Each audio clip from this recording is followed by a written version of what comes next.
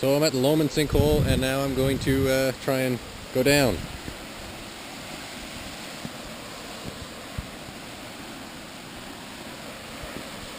I'm gonna die. This is gonna be death.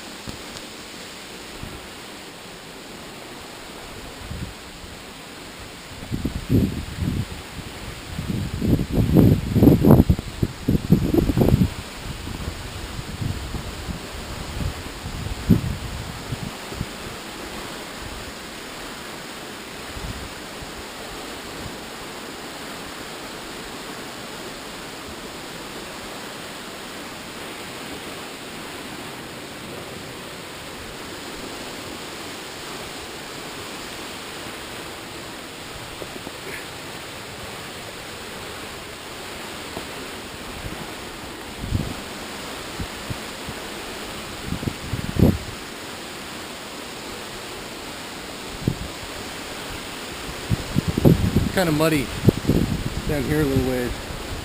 This could be difficult.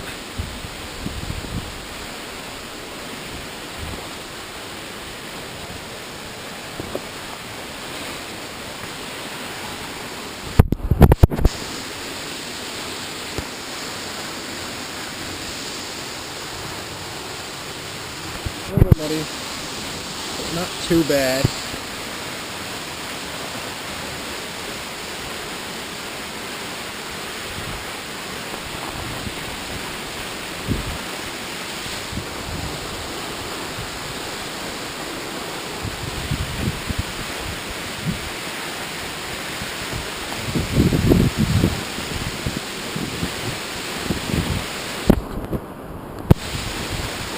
That right there is the lookout kind of thing, and then the trail comes down over this way.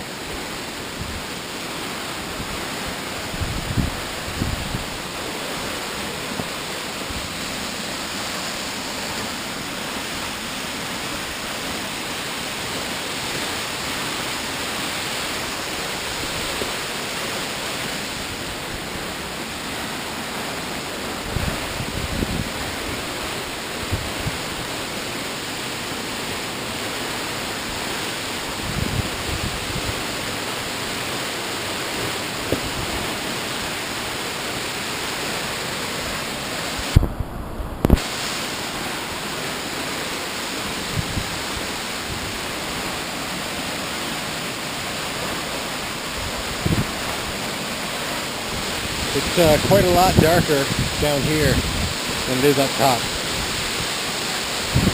As you can imagine, the cliffs kind of provide a significant amount of shade.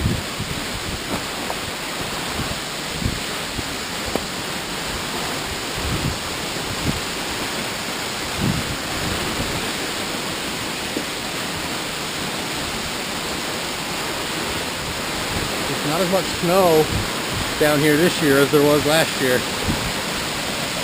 But this is 3 weeks later in the year.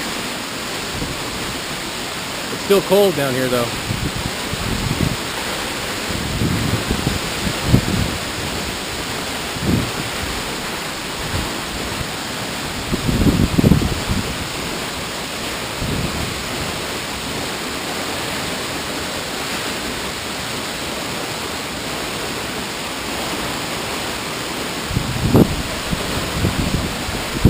That waterfall just goes right underground, underneath me somewhere. Don't know where. Nobody's really traced it, I don't think. But it does go, it's a disappearing stream, so it goes underground for a while before resurfacing. There's a cave down this way. It's kind of a little bit spooky to be down here. So it gets so dark and you're so covered over. But it's really cool. There's a cave down that way. There's a waterfall, and right above me now I've got rock, so I'm kind of covered. When I came down here last year, down this way, this cave was all covered in snow down this way. There's a lot of water falling off the rocks, dripping through the ground, I guess, with cracks and stuff. Geology, rocks. Yeah, I'm getting a bit wet.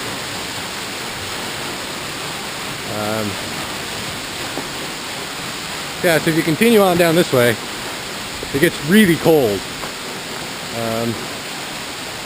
Yeah, really cold actually. Wonder what Caitlin's doing up there, if she can see me or not. So yeah, just taking a look inside the sinkhole. Too bad I don't have a nice powerful flashlight.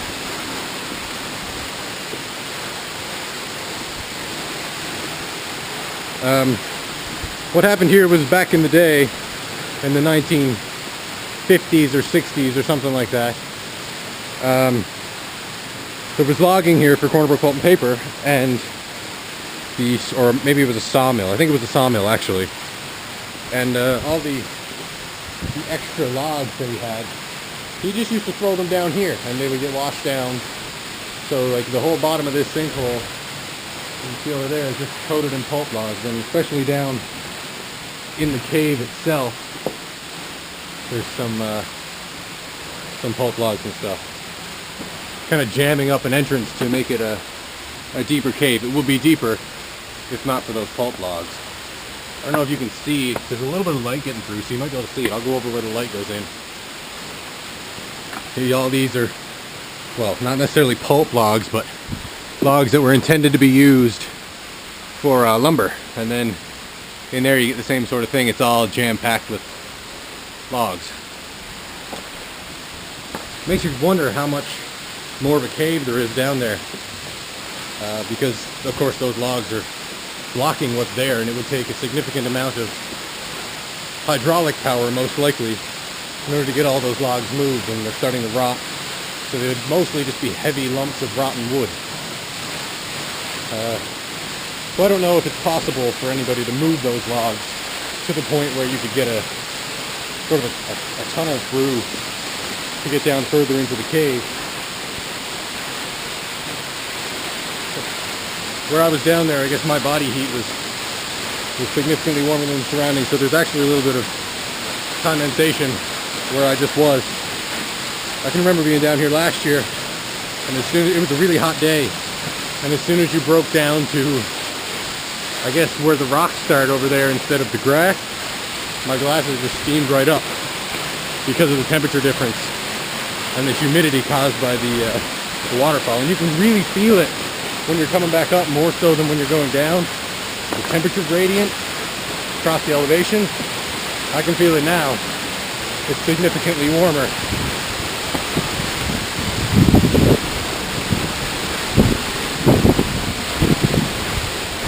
It's a pretty spectacular place though. So this sinkhole was formed because you got this slate kind of rock on top, and then below it is dolomite and limestone. So what happens is you get a crack in the slate, and the water is able to get down through the harder surface rock, and it just starts to erode the limestone and dolomite below, until eventually you've got this huge cavern underneath. And after so long, this cavern is to the point where the roof can't support itself anymore, and then it collapses.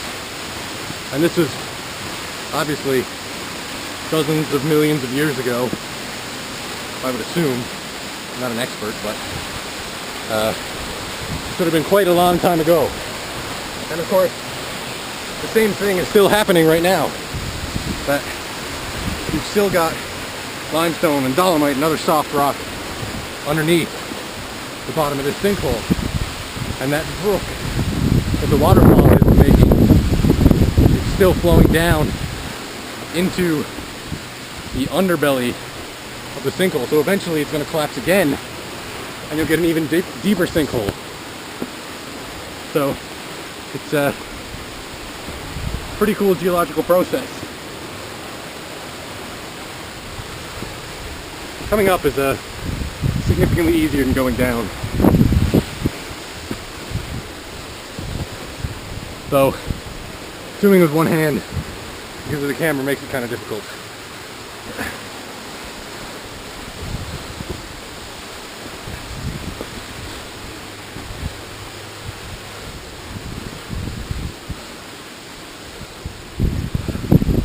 So that was an interesting little journey into the Lomond Sinkhole. And a little bit of a geology lesson for you. Definitely worth checking out. I mean, I drove here in a car, so it doesn't take much effort to get in here. It's a really nice dirt road.